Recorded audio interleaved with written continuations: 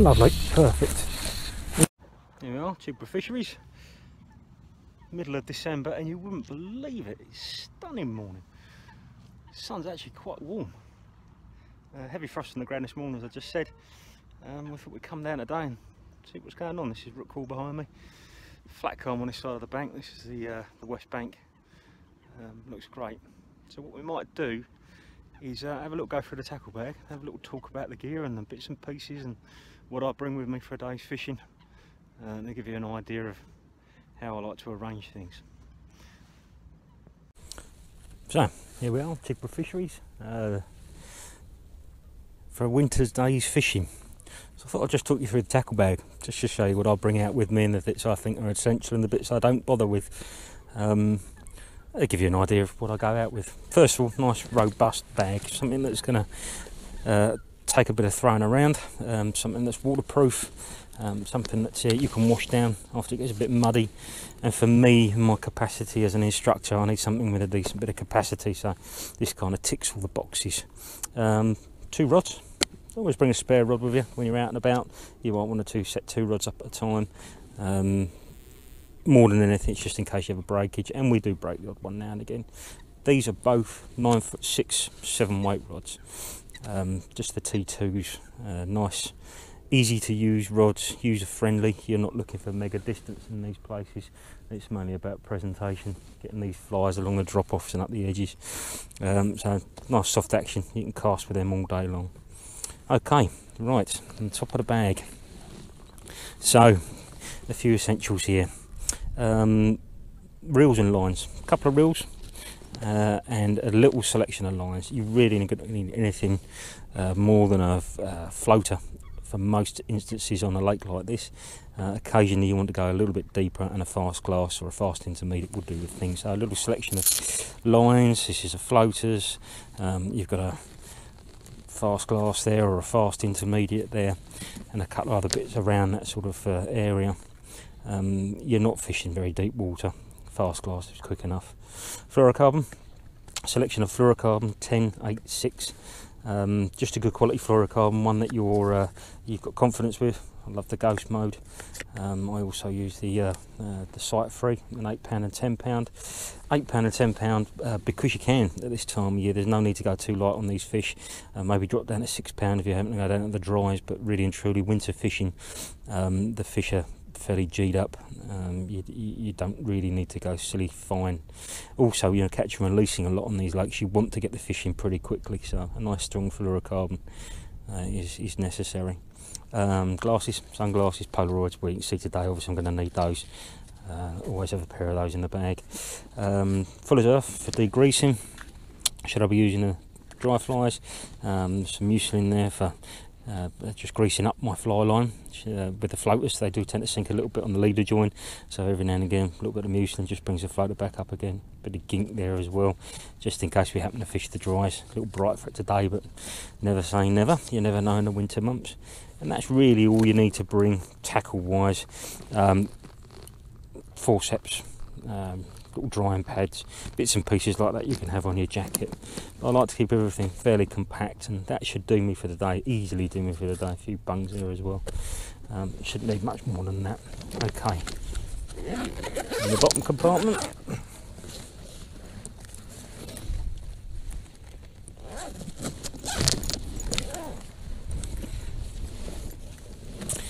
fly boxes. This is a hell of a selection of flies. It pretty much covers everything you're going to come across when you're out fishing. All sorts, from lures to dries to nymphs to buzzers, etc, etc.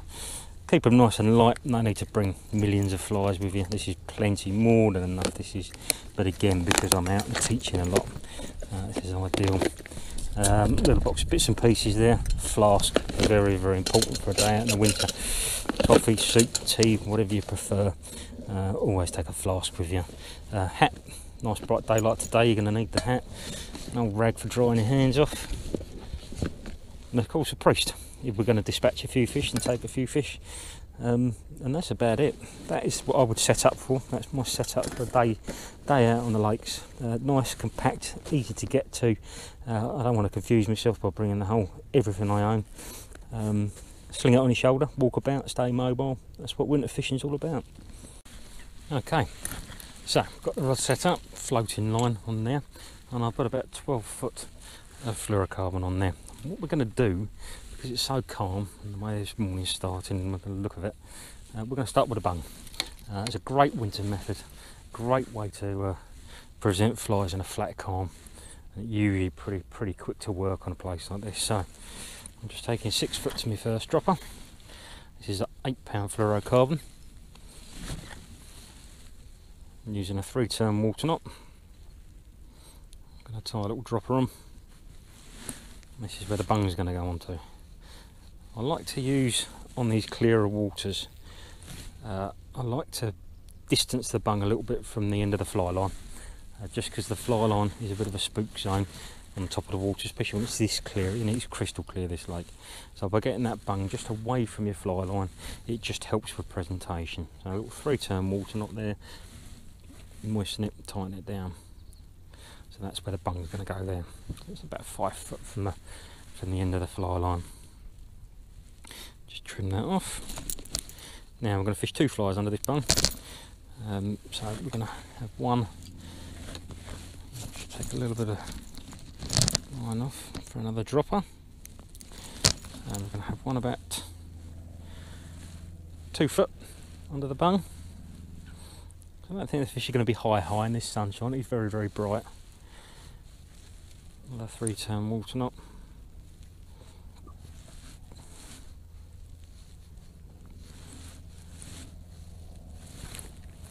Always moisten your knots, no matter what knot you're doing. Always moisten them before you pull them tight. That's the dropper knot. Trim the bit. Face up towards the line. There's your dropper. And then we only want about 2 foot below that, so that's about 2 foot below that. Trim that down. Always keep your excess fluorocarbon or your waste fluorocarbon in your bag, away from the bank side. You like to look after the wildlife. Now I'm going to put a couple of flies onto that. And I think what we're going to do is going to use a couple of little classic winter patterns. An Apps bloodworm or an Apps worm variant. This time of year, when it's really cold, you can't really go wrong with pink. It just stands out a mile in this cold water, this clear water. These fish aren't particularly feeding on anything. They're up and down. Some of them are on the weed edges. They're doing picking a bit of food off the a little bit of hog louse and the odd stickleback that's still active. But really and truly, with these cold temperatures now, everything's gone pretty dormant. So we're just going to give them something to look at. Something that stands out from the crowd. So top dropper, here's your bung. Okay, just a bit of hard foam. This one has got a hook in it. Every now and again you get a silly fish come up and he'll actually eat the bung. It's not that uncommon. Tie that on. Just a blood knot. No need to tuck it, no need to do any silly knots. Just a nice easy blood knot, and if my eyes worked a bit better. There we go. Trim off the excess. And on your first dropper.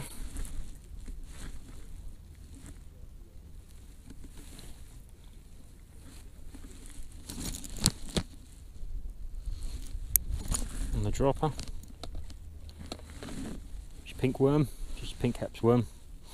Lovely little winter pattern, look at that, bright as you like.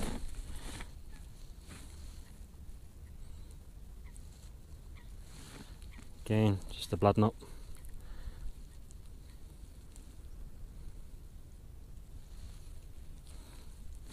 There we are, trim off the excess. And below that, the little weighted version.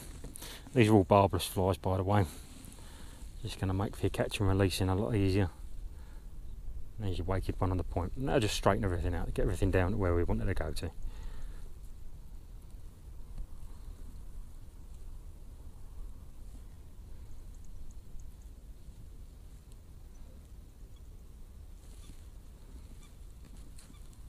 There we go.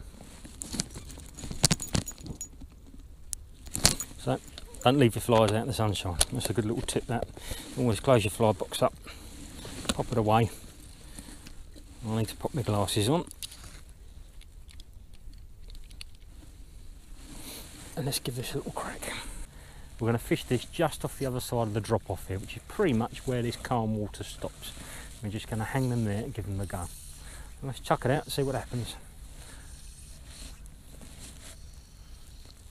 Perfect, lovely. Keep it nice and low to the water. You can see even now I'm casting a shadow on the water, but this water's crystal clear, so you want to keep a nice low profile so we don't spook these fish away. And I'm just going to let that sit there, get down to depth, and hopefully anything's swimming along at those couple of depths. And I'm taking a bit of a gamble that these fish are not normally deeper than about 4 foot, no matter how cold it gets. And just pop that out there and see what happens. As soon as that disappears, I'm going to strike it.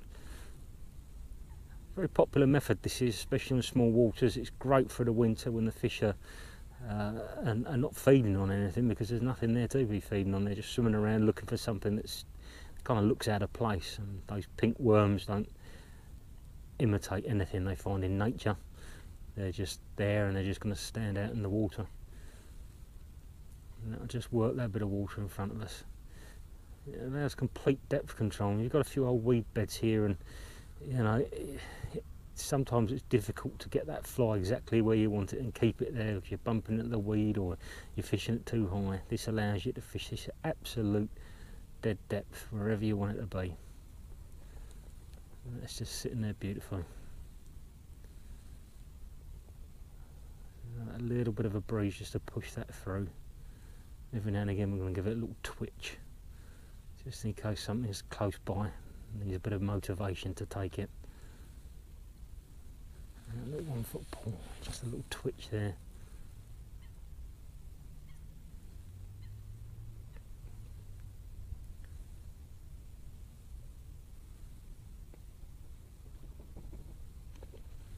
There's the old fish jumping about. As I say, there's nothing much feeding going on. There's the old weed beds. There'll still be a few hog louse around the old weed beds there, and the old stickleback, I'm sure. Snails as well. They're all sort of your winter fare. There won't be a lot of them in there, so these fish will be hungry. They'll be looking. But on these sides of the lake in the winter months, when you get a bit of sunshine on these shallow clay edges here, you can get little sporadic buzzer hatches. So it's worth fishing on these sheltered sides. Not only is it quite comfortable, but if you're going to get any food, it's usually where it's going to happen, just on the edge of these shallows here. I'm going to concentrate on them this morning and see if we can't winkle a fish or two out. Cold wind, well, it's still a south-southwesterly wind, but it's quite a chilly wind.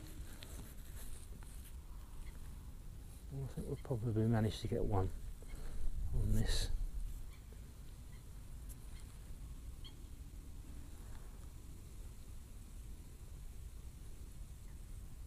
You could of course fish buzzers underneath the bunk. It's a very popular way to do it, buzzers under the bunk. There's not a lot you can't fish underneath the indicator. It's not just the realm of the nymph and the buzzer. It's quite popular to fish lures of all sorts of shapes and sizes static underneath the bunk. Damsels and catch whiskers. At the moment the chamois doing the rounds. That's the one that everybody's talking about. Just anything that just sits in the water and stands out. This thing just kind of sits there and shouldn't be there. The trout come along, they're inquisitive animals. They're just going to open their mouths and inhale it, just to find out what it is, just in case it is a bit of food. Food's so scarce, it's just going to jeer them into trying it. I've seen people do all sorts underneath the bung. Snakes and every manner of lures and blobs, and they all work on their day. Let's give this another pop out there, just a slightly different angle. That's it, lovely. Why am I using a green bung? Well, it's the first one that came out of the bag, if I'm honest. If whatever you can see, whatever stands out against the crowd, against the water surface. Some days white's best, some days black. Oranges and yellows are always pretty steady. It's personal preference, makes no difference to the efficiency of the method. And it's got down to depth now. Let's see if there's anything there waiting. There we go, there's the tape. Lovely, perfect. Yep, that didn't mess around. That didn't mess around now. It'd be interesting to see what depth he's hit this at. God, look at him go. Good fighting fish in the winter. They're a good winter fish, these. Let's see which ones he's taken. Well, he's taken the top dropper, so only a couple of feet down. Get in position.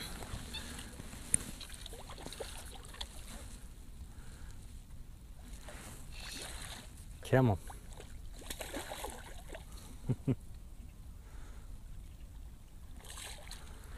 Lovely. There he comes. Oh, a mess of that. Just in the top lip, so that's going to come out nice and easily.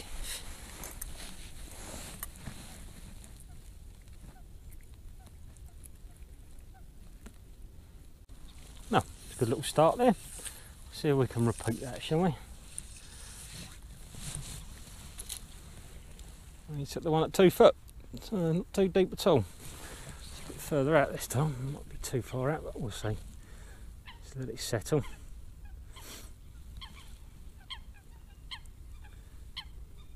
Keep an eye on it. There it is, that's settled down nicely now.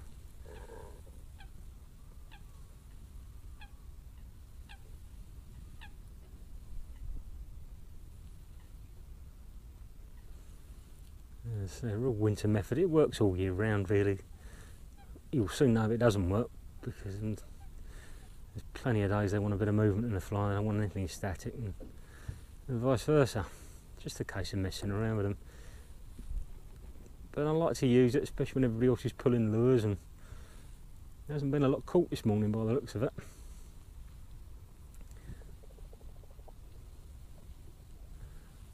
Quite often, just by doing something a little bit different from everybody else, a little bit of guy catches the extra fish. Just having the confidence to do it. That little twitch.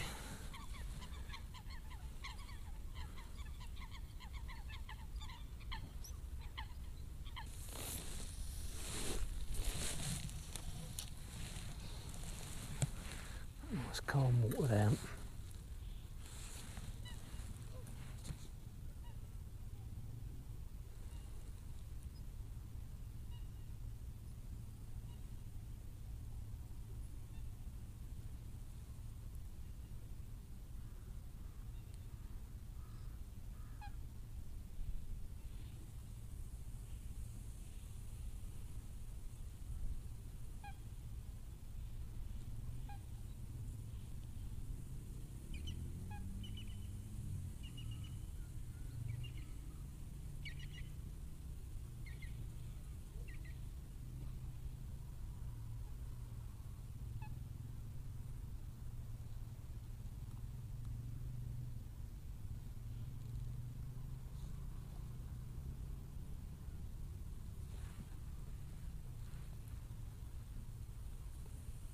Little twitch.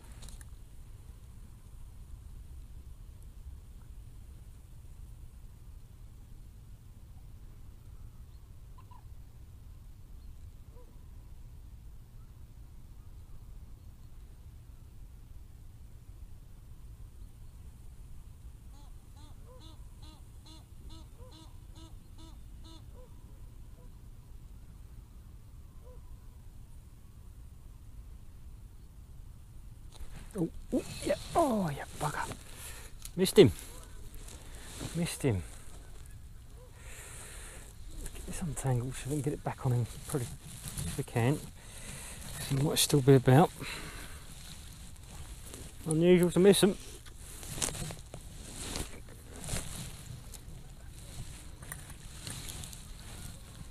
Let's see if he's still knocking around. Very tentative little take though.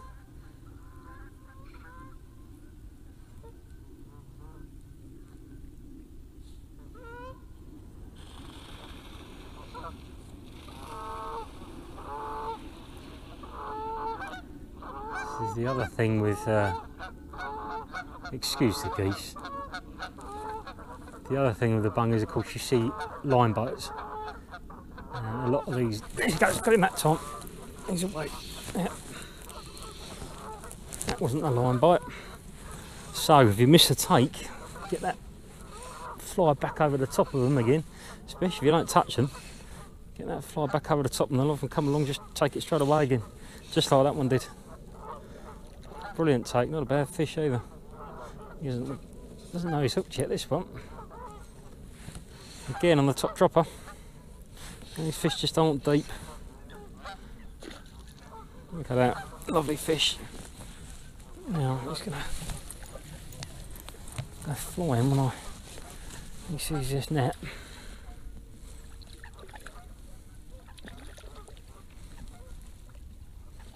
Lovely winter trout fishing.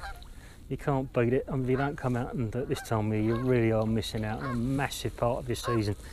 It's wrap up warm, short sessions. That's all you need, sort of between 11 and half 2, 3 o'clock, warmest part of the day. No need to bit out silly earlier. And come down and just enjoy some of the best sport there is to be had of the season. It really is great. I think it's tremendous. The fish are at their fighting fittest. Look at that. Right, he's about ready. Wonderful. Let's in the net, try and hook him, because we're not killing anything. Hold still. Oh.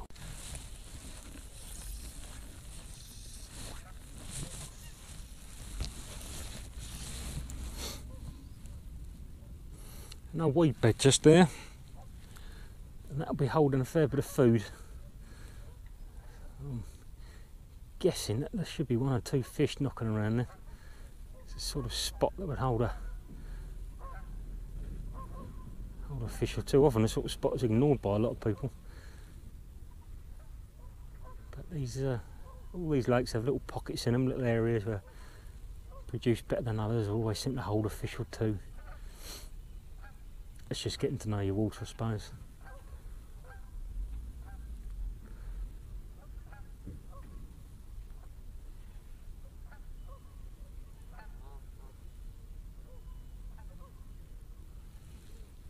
Twitch.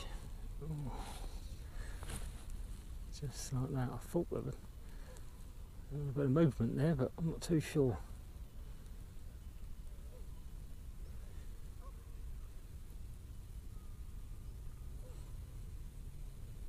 Definitely, yeah, got him. I thought there was just a little bit of movement there.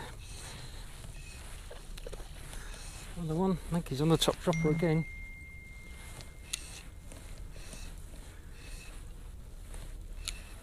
Yep, he's on the top dropper again. They really fight. They really fight. Shows the weed, look, it's covered in it. It shows what's down there. That's why they're holding in that little corner there. I bet if we were to have a look inside them, you'd find snails and small shrimp. Little gammarus, little hoglouse. Maybe the odd little stickleback.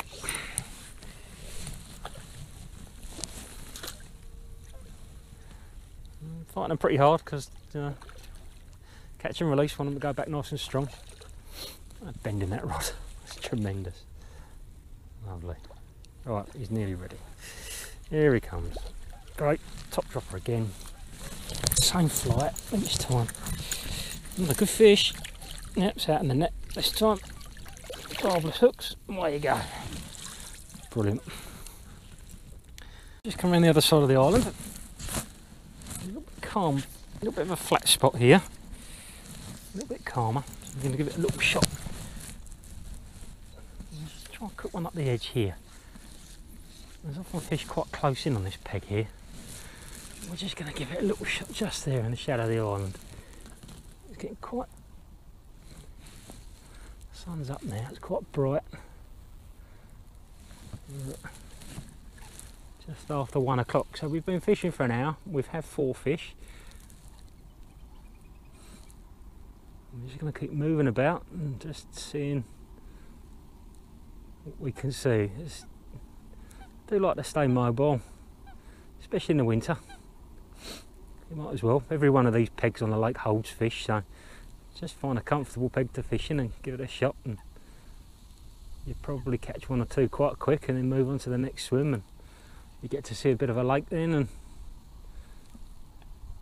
all that moving about keeps you warm as well.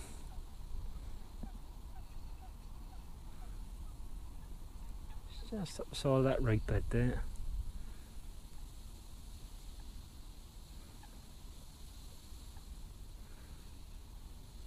So change the colour of that bung in a minute maybe, because it's getting quite difficult to see that in this light now. That's better, you can see that. It keeps changing now. It was a nice straight southwest this morning. There's a lot more westerly creeping into this now, so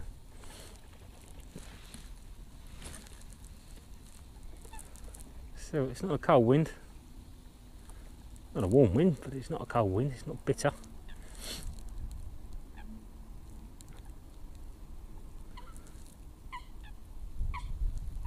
Let's see if there's anything just there.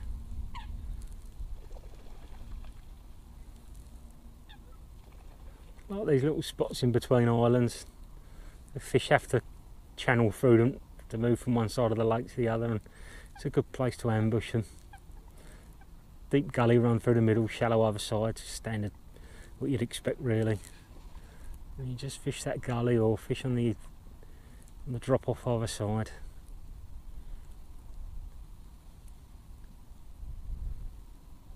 I thought we might get a little fish here quickly.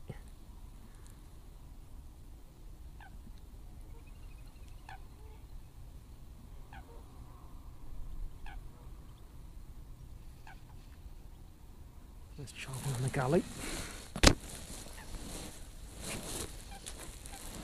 Just a bit further out. It really is bright now, that sun.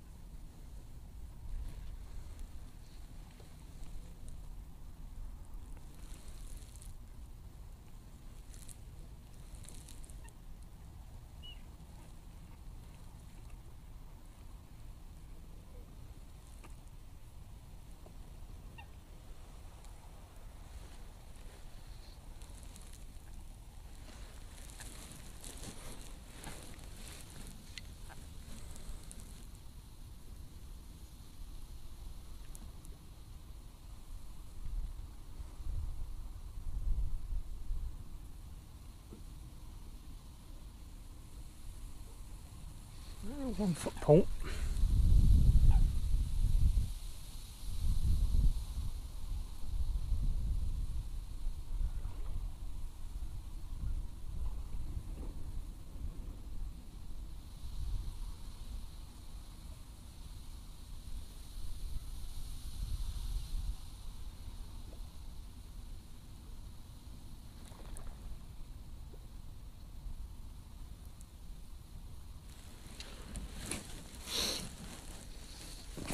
I'll chuck it further down. The wind's just picked up as I've got round here. That was flat calm behind here. All the way walking round, it's absolutely flat.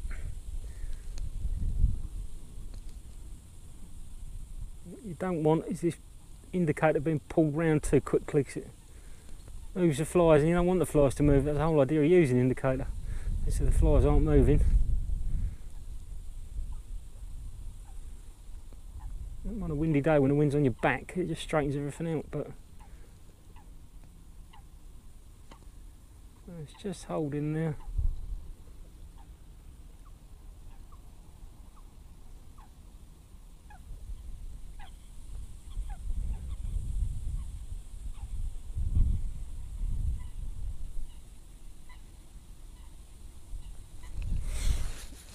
No, let's have a move, get out of this wind. This really is no good.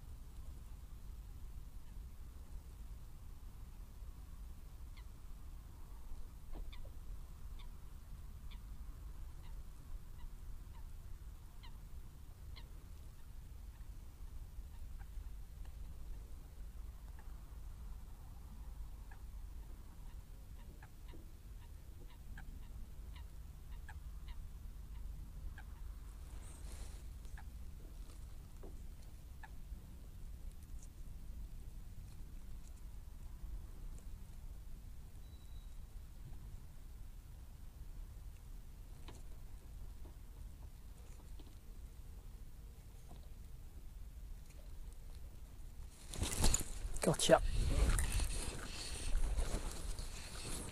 Long last. Long time coming, that one. Long time coming.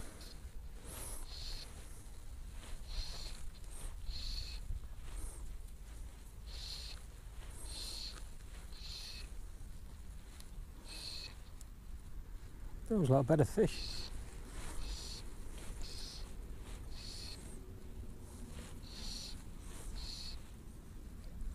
Top dropper again.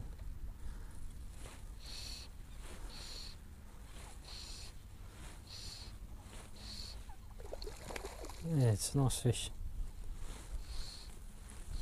Nice fish.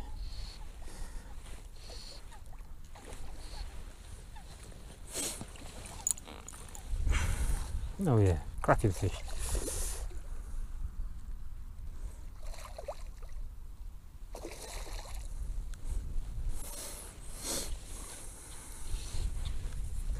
Winter fishing. Get out and do it. Get out and try it. Look at the quality of that.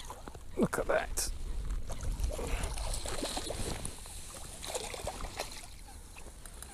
Lovely fish. Hold still.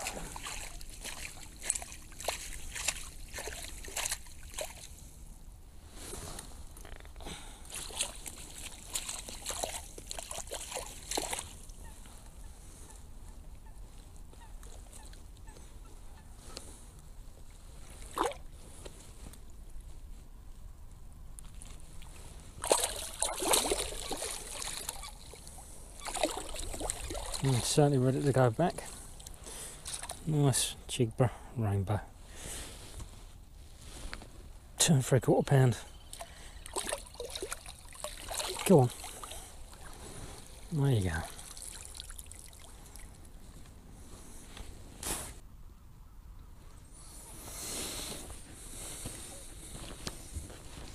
One last cast. Starting to get a bit cooler now. Temperature's starting to go down. One last cast. It's time to jump in the car.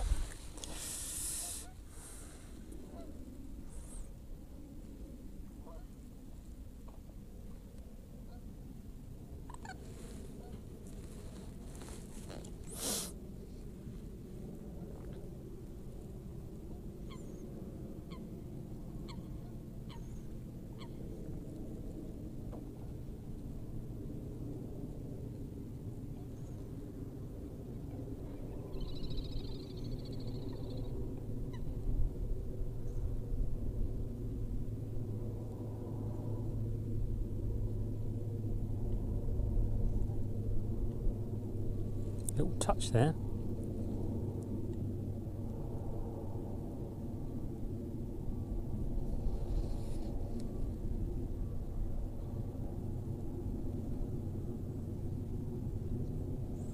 Fish moving behind it. It could have been the fish.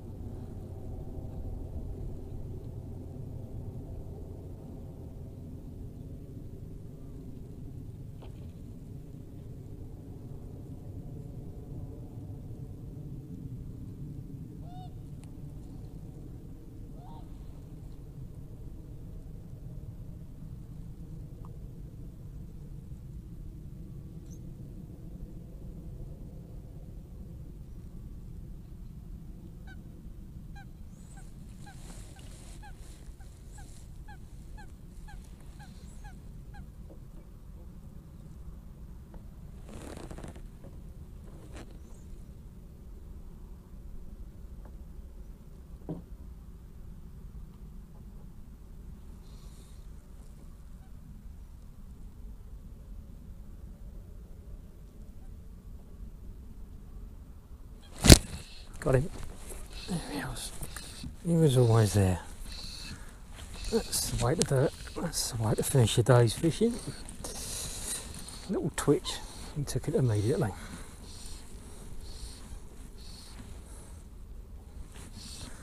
He might have had the point fly this time. He has as well. Look at that.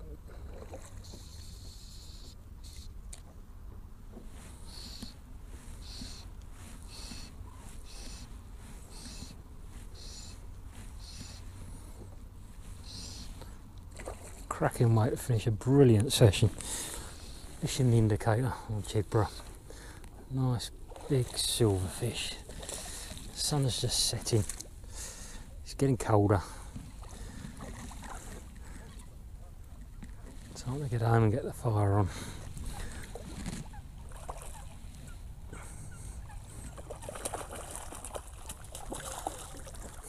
Well done. Lovely.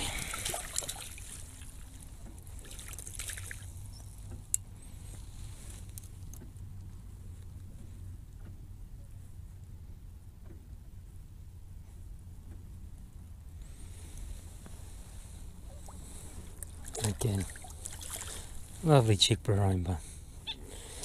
Away you go.